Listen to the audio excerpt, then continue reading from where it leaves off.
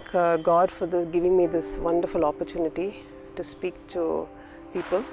I'm a mother of two. I have a 16-year-old girl and a 9-year-old girl. I'm married to a wonderful husband. His name is Zack. We were both in the US for almost 19 years and recently got a chance to move back to Bangalore 3 years back. My experience with God, it started at childhood.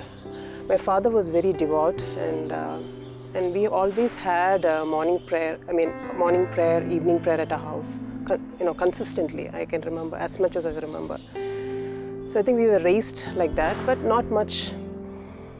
We used to go to church regularly. I don't think my parents talked to me quite, about God a lot or anything, or they were coaching me or anything like that, but they just did things. I used to say rosary every day, probably during my 9th, 10th or 11th grade. I can't recall it exactly when. Every single day, nobody used to tell me to say it, but I just would say.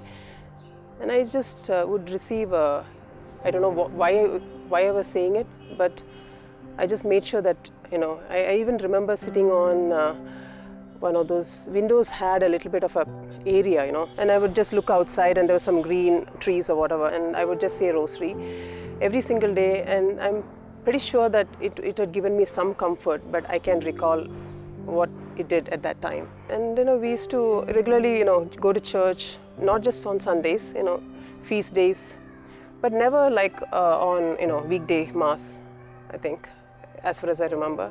We used to be part of this Malangara church, so we used to go to our native place, and it used to be generally a very lengthy mass as compared to what is happening right now. I think we used to go to church around like 7ish, and then we used to come back by 3:30 or 4 in the evening after a meal. And like being so small, and I remember there used to be so many rituals in the church. We'll be kneeling, we'll be getting up and all those things. But my father never, we never said no, said you could stay back home or, take a break from this.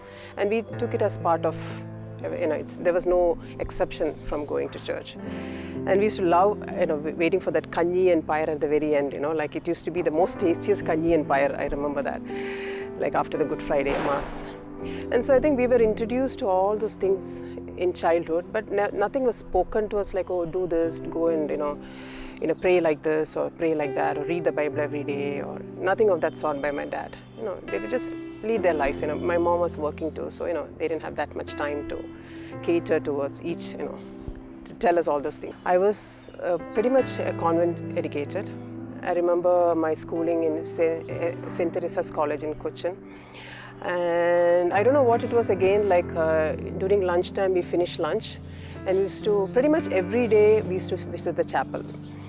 And there's another friend of mine, she was a Hindu, but we both used to just walk to the chapel, just pray a little bit, and then go to, there's a St. Teresa's tomb there, and we used to sit there for a few minutes, and our belief was that you can put some intentions there and she will grant it. And so sometimes I think we used to scribble things like during exams and things like that and put it in there thinking, and there's a belief that she's helping us out.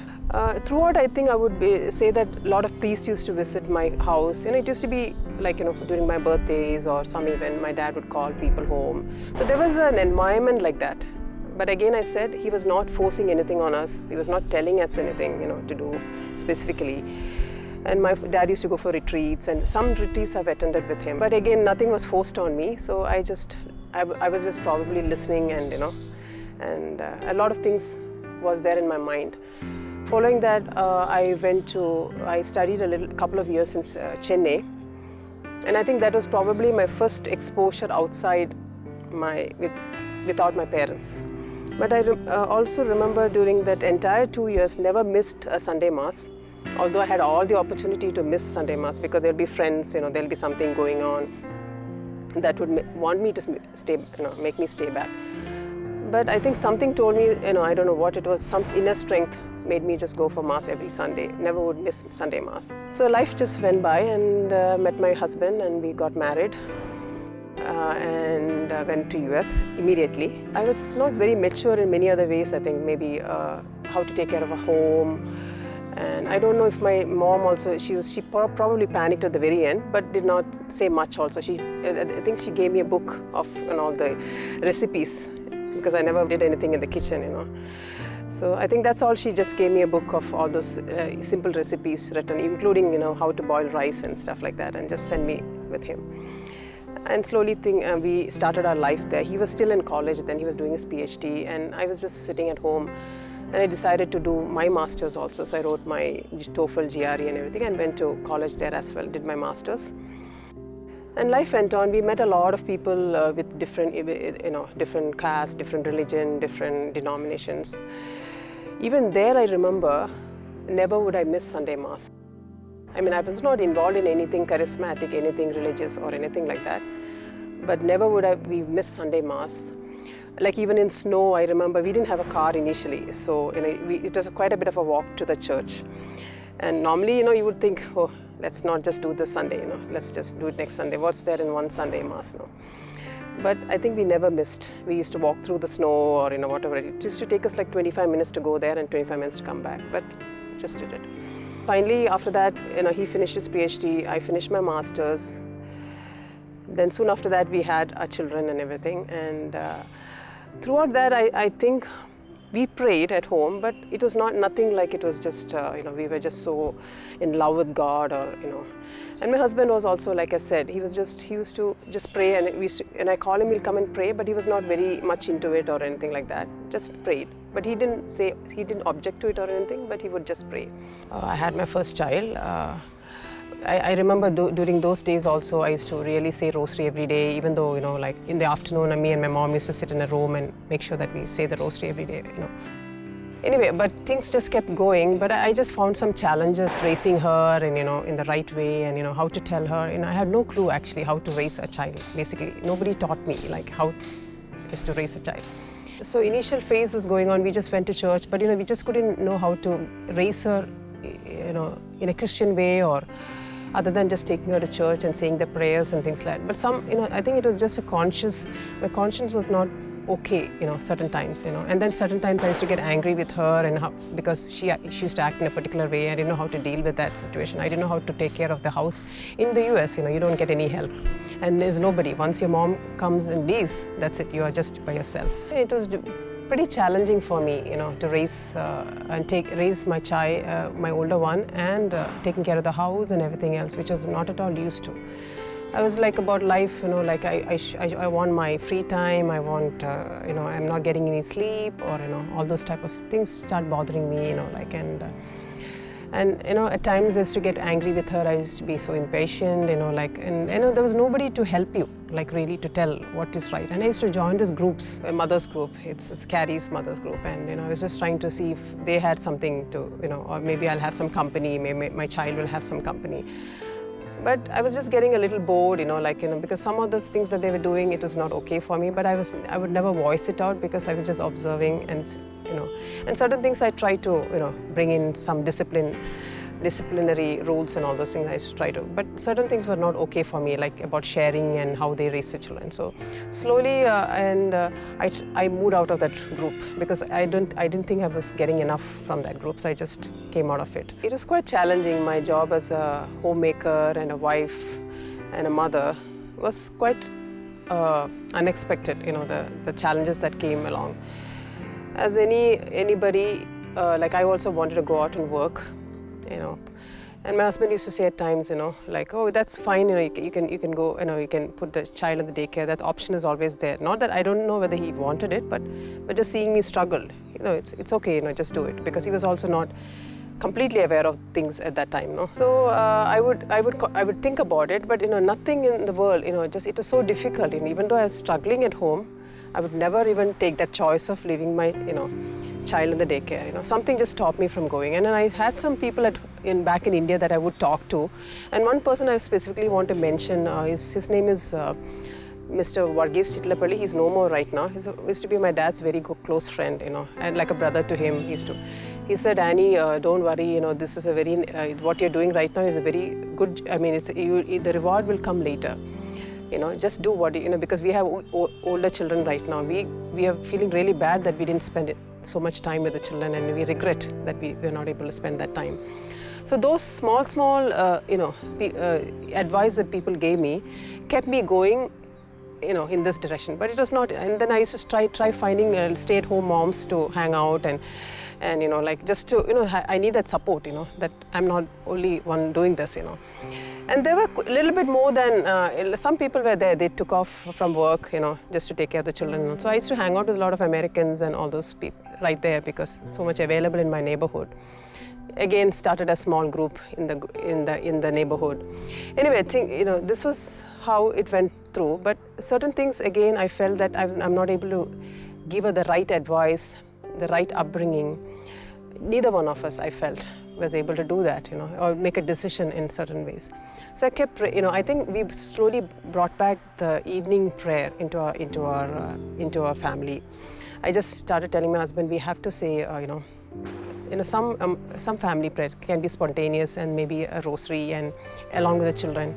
I think a lot of things I was doing at that time, I don't think I was really enjoying because I felt I was sacrificing my life, here at home. That I should be working because my mom always worked, and she used to tell me like a little bucks is good, you could earn a little bit, you don't have to trouble your husband for everything. And I've studied also, so I just felt that I'm entitled for a good, nice job. I would do pretty okay, I felt, but then I'm here at home, taking care of, doing all the chores. In the US you have to, wash, mop, clean the vessels, take care of the, all those things we had to do, go get the grocery and everything. So, I don't know if I also felt that I was not appreciated as much, for my, the work I was doing at home.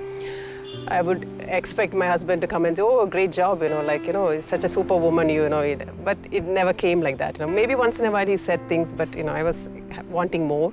Inside me, I felt like, I was just, I need to go out and work.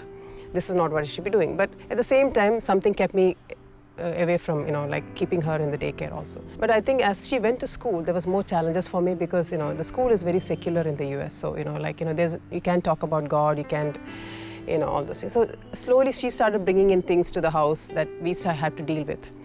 Like friends, sleepovers, parties, things like that, that we were completely like, we were never like this. Obviously, we went for a few parties here and there, but it's not like every week, every other week, there is somebody's birthday, then it's completely, and it was just getting out of her hand.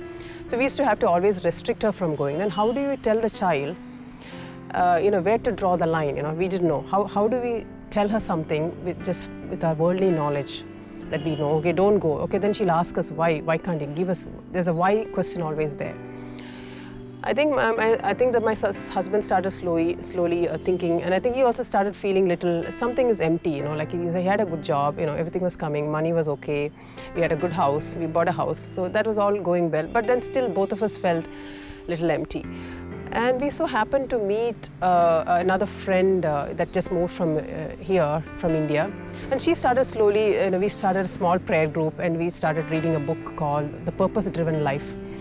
It is not a Catholic, person, but, there are a lot of things in that we started discussing those things and aspects, and we started looking into some prayer. We started reading Bible a little bit, and that was about it. We just used to, we started understanding that we need to give a little bit more focus to God. But then my husband had a lot of questions. He used to I would think that he used to waste half of the prayer meeting asking questions. Why is it so? And some of the people started answering, and nothing was convincing for him, enough to, pursue this. And the argument never went anywhere, And I used to just sit quietly and listen because I didn't know better to say anything. So just went by, and then we got introduced to another friend of in the church called, I would like to mention their names too because it's Juliet and Patrick. And they were going to this adoration chapel there. It's a 24-hour adoration chapel in Raleigh. And they were going to go for 1 month vacation to India. And they wanted somebody to fill their spot. So they asked my husband, Zack, can you just take our spot? And he said, oh, what is it like? I have to go and sit in an adoration chapel for what? They said, oh, just sit for 1 hour there and just fill our spot for 1 hour. And he said, what time should I go? They said 6 in the morning. And he said 6 in the morning means you need to wake up at 5 and practically drive for half an hour to get there. But he's the kind of person who doesn't want to say no, so he just said, okay, I'll take it. I was listening, and I have to say, during this time, whenever I used to come for vacation, my dad used to always, seeing me sometimes getting upset with my children or getting angry with small situations, he used to always tell me, just spend some time in personal prayer, or read. So I used to not take it very seriously. Personal prayer, okay, And I said I was one of those persons who used to say rosary or some prayers, but not, any personal relationship with God at that point. But it was in my head. But I never used to find time for it at all. I had all these other issues going on, but I never used to think of sitting for 5 minutes and having a personal relation. I didn't even know. Like I said, my father was not very insistent on anything. He would just say a thing, and he would leave it to me to decide. And I appreciate him for that also. But it was not forced on me like that. Anyway, all this was happening, and he accepted this call to go to, this thing, and I was not planning to call him or anything, because I said, but somehow or the other he used to, because he committed to this, he used to get up and go. Him coming to faith, he started reading a lot about, and he started, then we started this 1-year Bible course. His name is Jeff Cavins. So this Juliet and Patrick said, let's do this 1-year course, start in January, end in December. How about doing it? All of us took it very seriously. There was I think a couple, maybe about 6 families or so, I think, 6 or 7 families, because it's a huge commitment. You have to read what is written in the Bible, it's certain chapters, and come, and then we discuss and we answer the questions, listen to his video and some things like that. So we used to commit. All of us were committed, and we did that for 1 whole year, Throughout the journeys, I think, actually speaking, even me, with Bible always in my house, started reading Bible, like in terms of, we used to take a verse and read, but not really read like this. And slowly, many things that he said, to me, a lot of things were said, and he was taking us through, it's just not a book. Bible is just not a book. It's speaking to you, like the word, it speaks to you every day, You have to read it every day. You have to reflect on it. You have to meditate on it. And I think I see my husband spending hours, studying about it, and he would come and discuss that in the class, and if people used to be amused, even I used to be, oh, where did he get this information from, So I kept saying that I think it looks like the Holy Spirit is, I got that information also from the Bible about Holy Spirit, is inspiring you to say these things, because even I read the same thing, I don't get the same information. I just read and I understand what is written there, but you get something else, and I think maybe he started putting more effort, and I see that, and we all started putting that little effort, and the prayer life started growing a little bit more than that just saying the rosary or going to church, and I think slowly I started, like I remember, like I think my child was in 6th grade, and I didn't want her to take the school bus, because school bus is another problem there, how the children interact, what they get into, all those things. So I decided that I'll go pick her up every single day from school. To pick her up every day, I have to be 3rd or 4th in the line, so that I can pick my older child, leave her home, and go to pick up the 2nd child. So I used to have to go there at least 45 minutes early to the school area. So what do I do for 45 minutes? I cannot keep speaking to people every day, 45 minutes on the phone. I used to take my Bible, and I started saying rosary every day, I mean, I don't think I put a major intention or anything. I just started saying rosary every day instead of chatting with anybody, and maybe read something in the Bible, or just take a spiritual book and read something, or read the chapters we are supposed to read for our Bible study. I started spending more time alone. I think previously I used to wanting company of people and all those things, but maybe I started being a little bit alone, and I started investing a little bit more time in this manner. And somewhere at that point also, just a few years before that also, we had this desire to move back to India, mostly because, again, the same issues like about how things are going in the US and how we are finding it difficult, how we don't have family support. All those things just was there. But, and I think an opportunity came for my husband some time back to go to Chennai. And at that time we were not, again, this is prior to the Bible study. And we came here, checked it out, but it was not just, we didn't feel like everything was comfortable for us, I think it's something, we found out some problem or the other with everything. It was not just an easy door that we could walk through. But my husband was very upset. He said, no, we got a chance to move. I got a job, and look at how you, took it. And, but I said, something in my heart says, this is not okay. I don't know what it is. It just says it's not okay. And she said, oh, it's nothing is going to come again, and he was pretty upset with me, and, we used to gather with some people and all those things, and they used to say, give her some time, maybe she's, let her be comfortable, and, when is she going to be comfortable, what more does she want? I was also feeling a little dull about not able to make that move. So we said, okay, maybe that's it, we were not going to be able to move. And then we found, and then I remember one of the prayer meeting lady was saying, you know what, I think you will first know the Lord and then you will move from here. She kept saying that, and I didn't know how, I just started believing that, but I'm not sure how. That's after that, this Bible study group, people asked us to come for she invited us to form this group, and we did this whole journey. I still believe that, God made us wait for that, especially for my husband also, Then he had a tremendous, amazing experience with God during that time. And even for me, it is so comfortable having my husband, we both in the same boat. Prior to that, when we tried to move to Chennai, I don't think we were in the same boat regarding spiritual life, But the desire for coming to India was still there, And there was something missing, I don't know what it was. Just I think that once God puts the desire, I think it's there. But then we just did not talk much because there was nothing happening, there was no job offer coming. And he used to ask me, do you want to try in the Amazon, the same thing that happened? And I said, no, let it be, that was in Chennai and we don't want to do that anymore.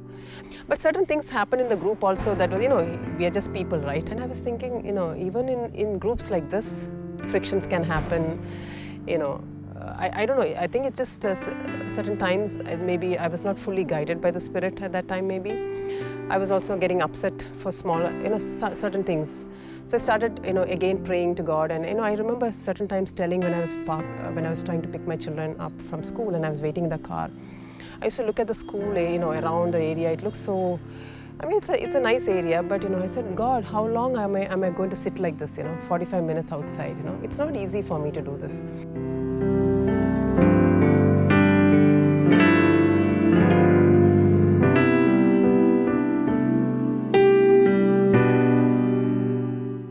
Also look at the area and I would just, God, is this our life here? Are we going to be here like this every single day, and my rest of my life I'm going to pick up my child, come back home?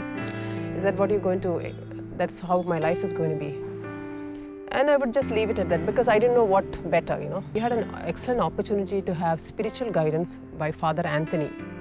He's an Italian priest who was part of this Regnant Christi. So we used to get guidance from him once a month at least for sure, maybe more than that.